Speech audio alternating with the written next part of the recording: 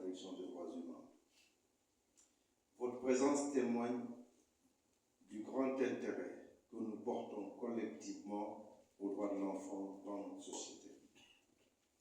Je voudrais donc, au nom de M. Ousmane Diagne, ministre de la Justice, garde des Sceaux, vous remercier d'avoir pris de votre temps, malgré vos agendas chargés, pour accompagner notre ministère dans sa volonté de contribuer significativement à la politique gouvernementale orientée vers l'amélioration de la situation des enfants.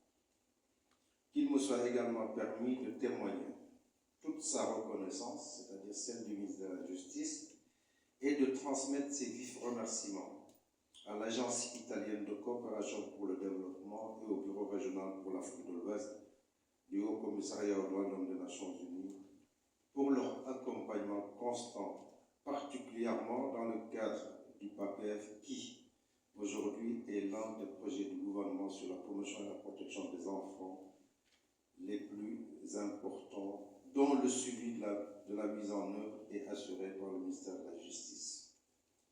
Grâce à ce projet, le Sénégal tente bien que mal de prendre en charge la problématique des droits de l'enfant de la manière la plus participative et inclusive possible pour aller vers une solution holistique de leurs difficultés. Mesdames et messieurs, la rencontre de ce matin s'inscrit dans une dynamique nationale ambitieuse. L'élaboration d'un plan d'action national pour la mise en œuvre des principes directeurs des Nations Unies relatifs aux entreprises et aux droits de l'homme. Dans ce processus, les droits de l'enfant occupent une place cruciale que nous ne saurions ignorer. En effet, premiers acteurs de demain, ces derniers méritent un environnement où leurs droits sont pleinement reconnus, respectés et promus par tous les acteurs, publics comme privés. Les entreprises, au-delà de leur fonction économique, jouent un rôle crucial dans leur chaîne de valeur, leur politique de ressources humaines, leurs décisions marketing ou leur engagement communautaire.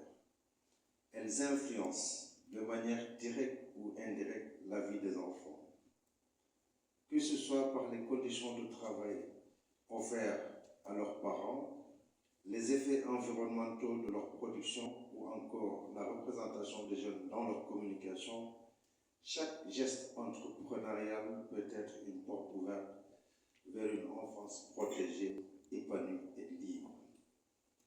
Il est donc impératif, qu'elles soient nationales ou multinationales, qu'elles intègrent dans leur stratégie et opération une approche claire et rigoureuse de respect des droits de l'homme en général et des enfants en particulier. En tout cas, c'est la nouvelle orientation mondiale prise depuis l'adoption par les Nations Unies en 2011 des principes directeurs en la matière auxquels notre pays a adhéré. La présente rencontre nous offre une opportunité unique de créer un dialogue franc et constructif entre les acteurs étatiques et non étatiques, les entreprises, la société civile et nos partenaires techniques et financiers.